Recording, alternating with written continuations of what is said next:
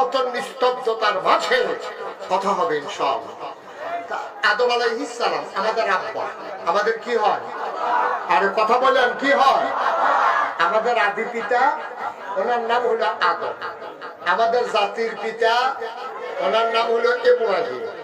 আমাদের রূহানি পিতা, ওনার নাম হলো মুহাম্মদুর রাসূলুল্লাহ সাল্লাল্লাহু আলাইহি ওয়াসাল্লাম। আর যার যার আব্বা তার আছে, কোনো সমস্যা নেই। মারহাবা বলেন। আদম আলাইহিস সালাম আমাদের আব্বা। চিন্তা করে বলতে করে রাখেন, কি করতেছেন এগুলো দিয়ে? আপনি পিছন দিয়ে আমার কি রেকর্ড করতে আছেন, কি করতে আছেন? জি জি, সবাই পড়ে না আমিন। ছেলে না কথা শুনে না।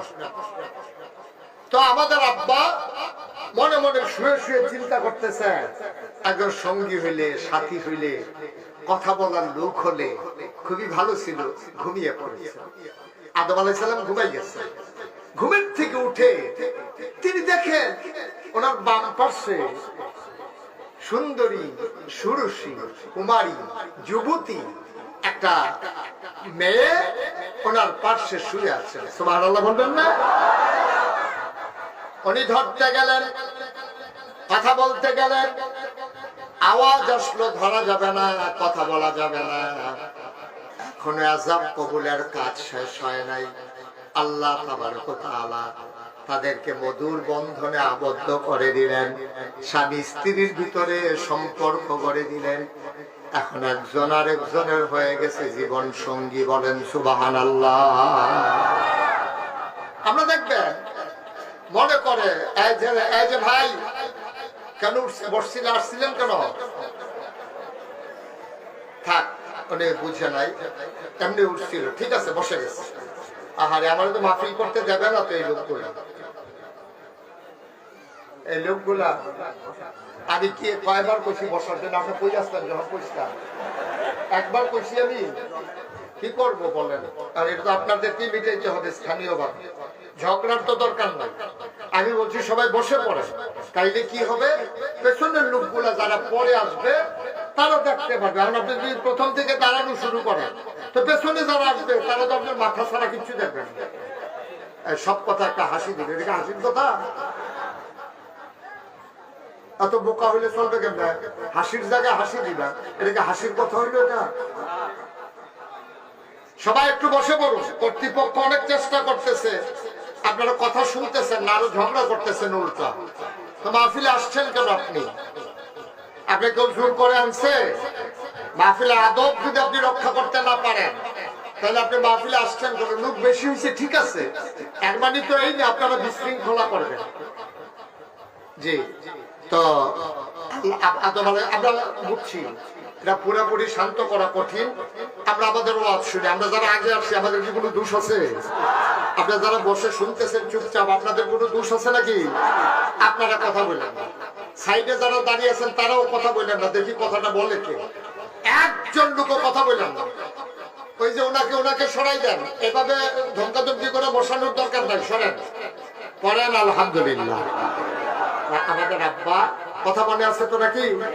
তিনি ঘুম থেকে জেগে দেখেন বাম পাশে একজন সুন্দরী, সুরসী, কুমারী, যুবতী একটা মেয়ে শুয়ে আছেন। আল্লাহ তাদেরকে বিবাহ বন্ধনে আবদ্ধ করে দিলেন। এখন একজন আরেকজনের জীবন সঙ্গী। সুবহানাল্লাহ বলবেন না? একজন বাইরে দিয়ে কাজ করে, আরেকজন ঘর সামলায়। একজন লাকড়ি কেটে আনে, এই লাকড়ি দিয়ে আরেকজন রান্না করে। একজন ধান চাষ করে, আরেকজন ধান গুলারে সিদ্ধ করে চাউল বানাইয়া এগুলা দিয়ে ভাত রান্না করে। এভাবে যুগে যুগে চলে আসছে। কিন্তু আমাদের আব্বা এবং আম্মা আদম এবং হাওয়া দুইজন ছিল জান্নাতে। ওখানে মেহনতেরও দরকার নাই, কাজ কারবারেরও দরকার নাই। ওখানে ওই জান্নাতের ভিতরে আল্লাহর খাস মেহেরবানি জান্নাতি ফল ফলাদি ওনারা বক্ষণ করতেন। সুবহানাল্লাহ বলবেন না? শয়তান সহ্য করতে পারে নাই। শয়তান খেয়াল করে দেখলো আদমের জন্য আমি জান্নাত ছেড়ে চলে আসা লাগলো, অভিশপ্ত শয়তান হয়ে গেলাম।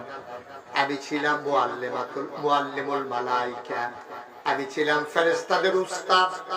আর আমাকে আল্লাহ জান্নাত থেকে লাঠি দিয়ে বের করে দিলেন। বেয়াদব বললেন, আমার তো আর উপায় নাই। তিনি আবার আল্লাহর কাছে তিনটা জিনিস চাইলেন। শয়তান আল্লাহর কাছে তিনটা জিনিস চাইলেন। কয়টা? আহা, এতগুলো লোক কথা বলে একদম আওয়াজ হয়। আপনারা যারা বইয়া রয়েছেন কোন আশায় বইয়া রয়েছেন? এখন কয়টা কথা কয়েন সবাই? কয়টা দিছে? তিনটা জিনিস চাইছে। তিনটা। আদো এই শয়তান কইতাছে, আল্লাহ আমার যখন বার করে দিছ তা আমি তো শেষ, আমার দুনিয়াও শেষ, আমার পরকালও শেষ, আমার তো আর জান্নাত কপালও নাই। আমার তুমি কইয়া লাইছো বের হয়ে যাও, তা আমার আর রাহুল না কেনা, আমার তিনটা জিনিস দিলা। পারা না? তুমি কইতা না? সকলে কইতে আছে কি তারে কারবারটা কি? তিনটা। কারবারটা তিনটা। কয়টা? তিনটা জিনিস আল্লাহর কাছে চাইছে, দরখাস্ত। তো বলো কি দরখাস্ত, কি চাও? আল্লাহর কাছে চাইলে আল্লাহ দেয় নাকি দেয় না? আল্লাহ কয় উদুনি আস্তাজিব লাকুম, বান্দা তুই আমার কাছে চা, চাইতে দেরি আমি দিতে দেরি করি না। সুবহানাল্লাহ। তুমি কোন জায়গায় সুবহানাল্লাহ কোন লাগে আপনারা আন্তাজ আছে না? বুঝলেন? একটু কষ্ট হইলেও কইলেন, লগের মানুষটা না কইলে অক্কারে গেছে মারা। হ্যাঁ, আপনি কইলেন এত এত এত বাদ দিয়া বন্ধুরা দেখে মাহফিলে যখন আইসেন সবাই লই এক লগে চলেন বন্ধুরা। হ্যাঁ, আমিন কর। এই তিন আল্লাহর কাছে চাইলে আল্লাহ দেয় নাকি দেয় না? সুবহানাল্লাহ বলেন না? এমন একটা চাওয়া নাই, কথা তো সেটা যেতে আছে, এমন জিনিস আপনি চাইতে পারেন নাই যেটা আল্লাহর কাছে নাই। সুবহানাল্লাহ বলেন না? সব আল্লাহর কাছে আছে। আল্লাহর কাছে নাই এমন কোন জিনিস না আপনি চাইতে দেরি। ওদুনি আস্তাজিব লাকুম, বান্দারে তুই আমার কাছে চা, চাইতে দেরি আমি দিতে দেরি করি না। তুই দোয়া কর আমি কবুল করে দেব, তুই দরখাস্ত দে আমি মঞ্জুর করে নেব। এই যে ঠিক এখন যে সুবহানাল্লাহ বলছেন আমি কিন্তু বলতে বলি না, এরকম সুবহানাল্লাহর লাগাইলে আপনারা বুঝমতো কইয়া দেন ইনশাআল্লাহ।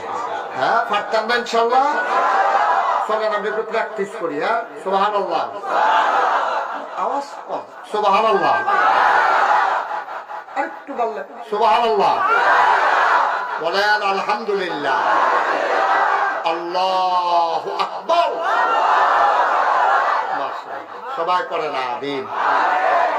অনেক লোক হয়েছেন, কর্তৃপক্ষ হয়তো এতটুকু আশাও করে নাই, আরো লোক আইতে আছে। মনে করছে যে আমি বুঝি আরো পরে উঠাম, এলাকা আমরা খাইয়াটাই পান টান লইয়া মাইক রাস্তা পাইয়া দৌড়তে আছে,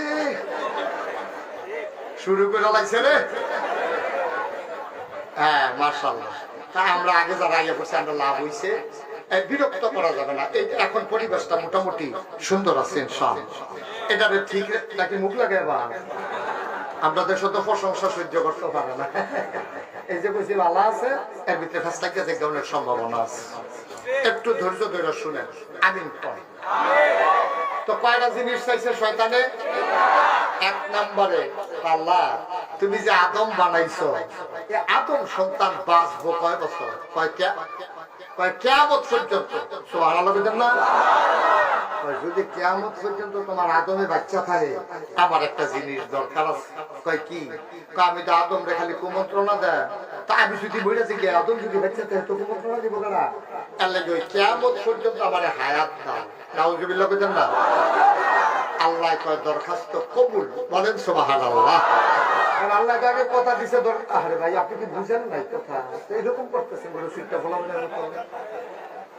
কিতা করবেন এটা দিয়া? ওই ইউটিউবে হাজার হাজার ওয়াজ আছে, আপনি কয়টা হন যায়? আমিন। তো যেই কথাটা কইতাম ইসলাম, তো আদম যদি কিয়ামত পর্যন্ত বাচ্চা থাকে, তা আমি কিয়ামত পর্যন্ত থাকলে না কুমন্ত্রণা দিতাম। তা আমি যদি কয় বছর পরে মরে যাই, তো এই শয়তানি করবো কেনা? তার লাগে আমারে তুমি ওই আদম যতদিন বাঁচবো কিয়ামত পর্যন্ত, এতদিন পর্যন্ত হায়াত দাও। আল্লাহ কয় মঞ্জুর। না, আল্লাহ মঞ্জুর করছে। এখন সুবহানাল্লাহ। হেতে যে চাইছে হ্যাঁ বলো নাউজুবিল্লাহ। এটা বুঝ করে পাওয়ার লাগবো আবার। হ্যাঁ, আমিন কর। দুই নম্বরে, আমি তো সারাদিন শয়তানি করব, আমি তো দুষ্টামি করব, কামাই রোজগারের সময় পাবো না। আমি যে মেহনত করবো, খাবার পাবো কই? আমি ঘরে গিয়া যেন পাইকারি খাবার পাই, সরকারি খাবার পাই, তুমি আমার জন্য খাবারের ব্যবস্থা করবা, আমি মেহনত করতে পারবো না। নাউজুবিল্লাহ। আল্লাহ কয় দরখাস্ত মঞ্জুর।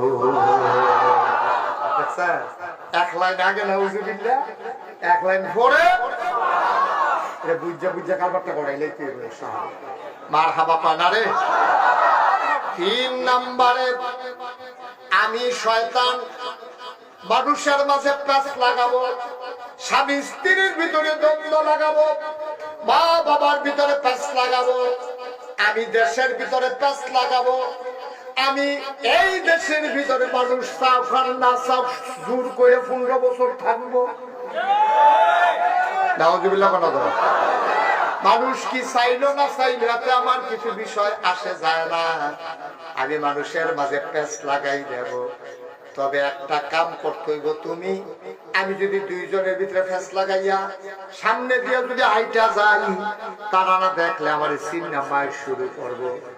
এই জন্য তোমার কাছে ভিক্ষা চাই, আমি সবার সামনে দিয়ে হাইটা যাব, কেউ যেন আমারে দেখতে না পারে।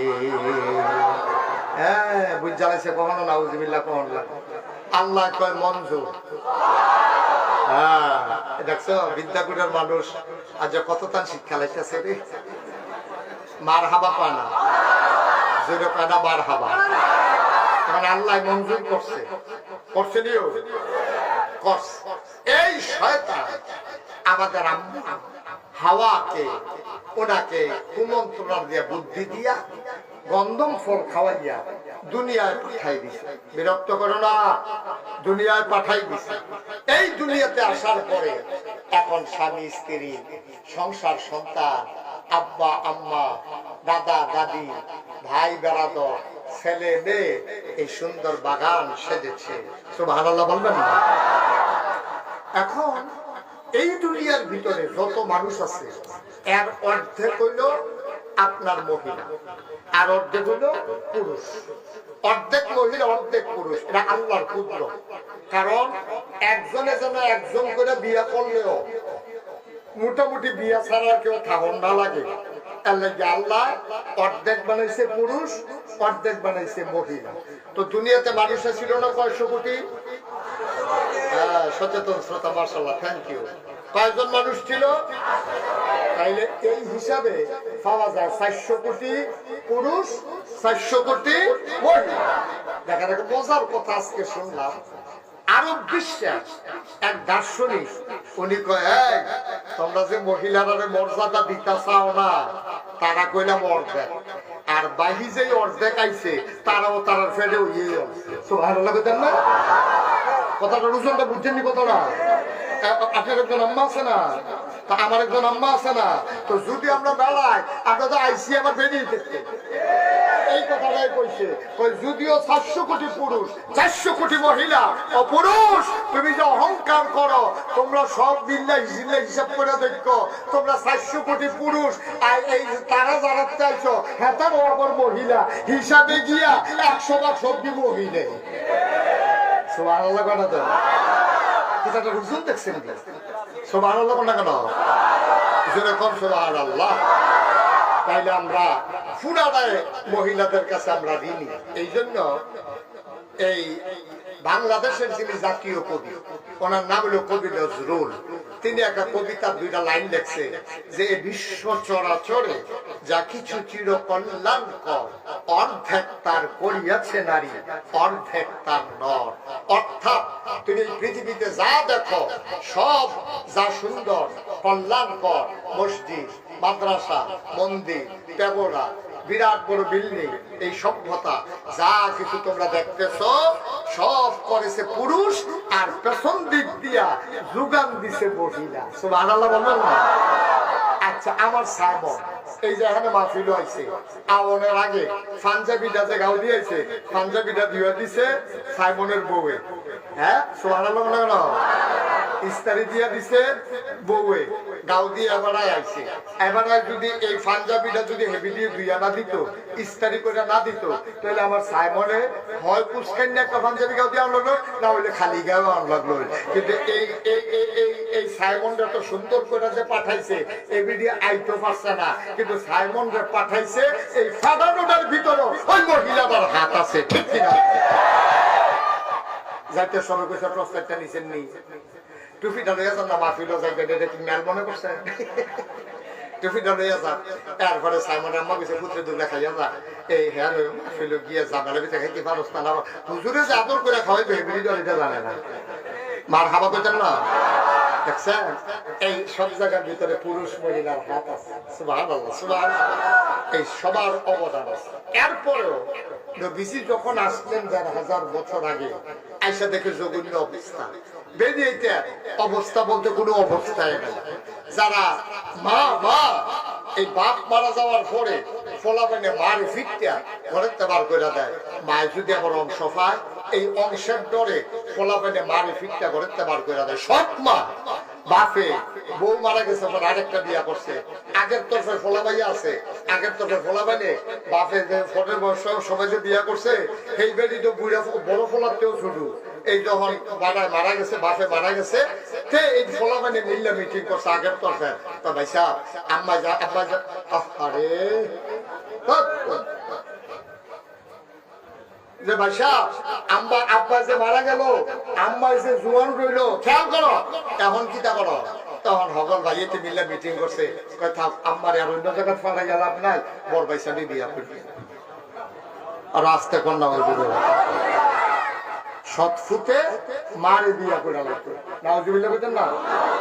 কন্যা সন্তান যত সুন্দর হোক, এটিতে মাটির তলে খাদাই লিখত, এটাতে তারা প্রেস্টিজ ইস্যু মনে করতো, তারা এটাতে মন খারাপ করতো। ভাইয়া সন্তান হইলে মনে করতো ইজ্জত যায়, এই জন্য মেয়ে সন্তানদেরকে সুন্দরী ফুটফুটে মেয়েটারে তারা জব করে ফেলতো, অথবা মাটির নিচে খাদাই ফেলতো। নাউজুবিল্লাহ বলবেন না।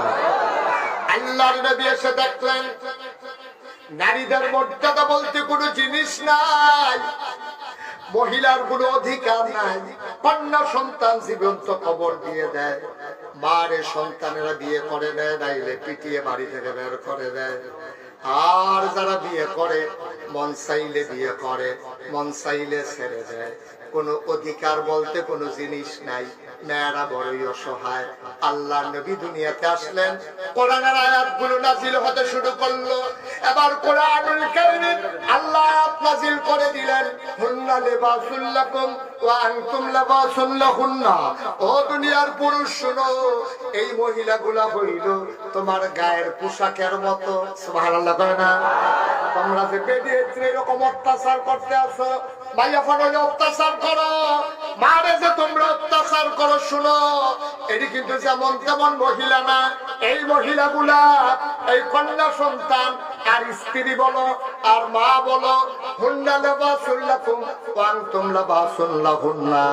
তুমি স্ত্রীকে অধিকার দিতে চাও না, মন চাইলে সংসার করো, মন চাইলে লাঠি দিয়া বের করে দাও। এটাই মুসলমান করতে পারে না। একজন আর একজনের গায়ের পোশাকের মতো। বলেন সুবহানাল্লাহ। ও এত জিনিস থাকতে আল্লাহ এই কথা কইল গেলে যে দাদা বেরিয়ে চলো তোমরা গায়ের পোশাকের মতো, তোমরা ওইলা এই বেড়াইতের পোশাকের মতো, আর তোমরা বেড়াই তোমরাও বেরিয়েতের পোশাকের মতো। এই কথাটা কইল গেলে, এই কথা কেন বললো? যে একজন আরেকজনের গায়ের পোশাকের মতো। মুহাদ্দিসিনে কেরাম, মুফাসসিরিনে কেরাম কয় তিন কারণে বলছি। কয় কারণে? তিন কারণে কইছে গায়ের পোশাকের লোকের তুলনা দিছে। এক নম্বরে গায়ের পোশাক মানুষের লজ্জা ঢেকে রাখে, দুই নম্বরে গায়ের পোশাক মানুষের আরাম দেয়, তিন নম্বরে গায়ের পোশাক মানুষের ইজ্জত বাড়ায়। গায়ের পোশাক লজ্জা ঢেকে রাখে। সুতরাং নারী এবং পুরুষ